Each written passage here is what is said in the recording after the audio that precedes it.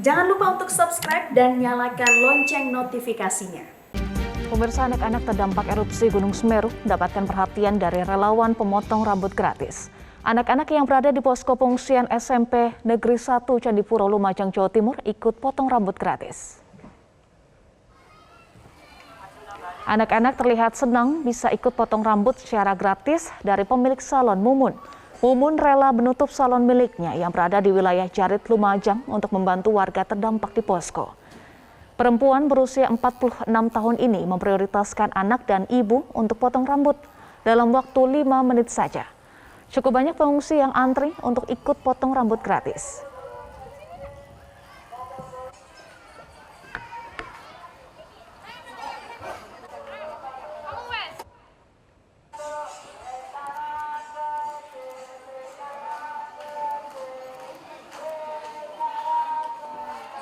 Pemirsa, bagaimana penanganan anak yang terdampak erupsi Gunung Semeru? Untuk membahasnya kami telah terhubung dengan Ketua Satgas Bencana Ikatan Dokter Anak Indonesia (IDAI), Dr. Kurniawan Taufik Kadafi. Selamat siang, Dr. Kurniawan, salam sehat. Selamat siang, Mbak Eva. Salam sehat juga. Ya, Dok, data hingga saat ini berapa jumlah anak yang terdampak erupsi Gunung Semeru? Ya, kalau untuk di pengungsian sebenarnya cukup fluktuatif ya. Jadi ada perbedaan jumlah pengungsi tiap hari. Oleh karena dalam beberapa hari terakhir ketika keadaan sudah aman, beberapa pengungsi kalau siang mereka kembali ke rumah masing-masing. Sehingga sampai dengan kemarin saya lihat sudah mulai berkurang jauh. Tapi apabila dibandingkan dengan hari-hari awal, kebetulan saya beberapa hari belakangan ada di Pos Pronojiwo. Di Pos Pronojiwo untuk pengungsi yang terbanyak pada saat jumlah pengungsi sekitar 450 orang, itu sekitar 60 diantaranya adalah anak-anak. Namun kemarin kita melakukan screening kesehatan. Ikatan Dokter Anak Indonesia bekerjasama dengan Departemen Ilmu Kesehatan Anak Universitas Brawijaya mendapatkan mungkin sekitar 20 sampai dengan 30 anak yang ada di pengungsian. Baik. Seperti itu.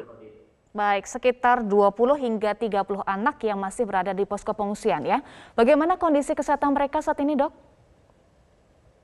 Ya, kemarin kami memang pada saat awal dari tim Satgas Bencana Ikatan Dokter Anak Indonesia ini dibagi menjadi 2 tim. Saya yang ada di posko Pronojiwo untuk minggu kemarin dan Dr. Muhammad Reza yang ada di sebelah timur jembatan ya, karena jembatan terputus. Nah, dari asesmen yang kami lakukan pada saat awal-awal terjadi bencana, kemudian kami melakukan screening terhadap masalah kesehatan. Saat ini yang mulai naik karena kami khawatirkan terjadi outbreak diare, ISPA, tapi ternyata kasusnya sebenarnya tidak begitu meningkat tajam ya. Tapi yang sudah mulai muncul beberapa masalah, salah satunya adalah infeksi pada sistem saluran pernafasan akut bagian atas, kemudian ada beberapa yang mengalami diare. Namun yang cukup agak sedikit berbeda dengan tipikal bencana di tempat yang lain adalah beberapa anak sudah mengalami konstipasi ya. Kebetulan kami juga berhubungan dengan posko kesehatan yang ada di Desa Oro-Orobo di Pronojiwo sudah mendapatkan sekitar 5 anak dalam 1 minggu, dan kemarin kami melakukan screening kesehatan anak mendapatkan sekitar 6 anak, jadi sekitar 11 anak mengalami keadaan konstipasi. Baik, dokter, ini kan dokter spesialis juga diterjunkan ya. Lalu bagaimana penanganan kesehatan anak-anak yang mulai terserang diare, kemudian konstipasi, dan juga ISPA? Ya, memang itu sudah menjadi concern dari Ikatan Dokter Anak Indonesia. Untuk dari awal kami sudah melakukan assessment untuk mempersiapkan apabila sewaktu-waktu terjadi problem, terutama outbreak atau wabah ya seperti diare atau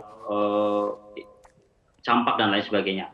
Nah, alhamdulillah kemarin kami beberapa dokter anak sudah baik yang ada di Lumajang maupun yang dari di Pronojiwo sudah turun untuk melakukan pengobatan pada beberapa pasien-pasien anak yang memang bermasalah dengan kesehatan anak. Baik, tadi Anda sempat singgung soal outbreak atau wabah. Nah, untuk mencegah wabah atau outbreak ini di pengungsian, adakah upaya imunisasi yang dilakukan juga? Ya, kebetulan saya sangat senang karena pemerintah Kabupaten Lumajang melalui Dinas Kesehatannya kemarin sudah berkoordinasi dengan Satgas Bencana Ikatan Dokter Anak Indonesia untuk berkoordinasi dengan teman-teman dokter anak yang ada di Kabupaten Lumajang untuk mendampingi mereka untuk melakukan imunisasi di pengungsian. Jadi rencananya adalah dalam mulai hari ini sampai dengan minggu depan dilakukan program imunisasi di pengungsian untuk mencegah terjadinya outbreak atau wabah seperti itu. Baik, tentu tidak hanya fokus atau concern pada fisik, tetapi juga psikis. Bagaimana dengan trauma healing yang diberikan untuk anak-anak terdampak erupsi Gunung Semeru di pengungsian, dokter? Ya, terima kasih. Kemarin kami juga melakukan assessment ya, mendata secara kasar. Karena sebenarnya untuk penanganan psikologis anak ini butuh lintas sektoral, salah satunya mungkin dari dokter anak ahli tumbuh kembang, kemudian yang kedua adalah dari psikolog maupun psikiater. Dari data kami mencoba untuk membuat suatu scoring, mengisi scoring pediatric emotional distress skill, apakah ada permasalahan emosional yang berhubungan dengan trauma. Ternyata sebagian besar daripada pasien-pasien yang kami data masih dalam keadaan baik-baik saja. Mudah-mudahan cukup aman sampai dengan 1 sampai dengan 2 bulan ke depan, seperti itu. Baik, terima kasih Ketua Satgas Bencana Ikatan Dokter Anak Indonesia IDAI, Dr. Kurniawan Taufik Kadafi sudah bergabung bersama kami di Metro Siang. Salam sehat.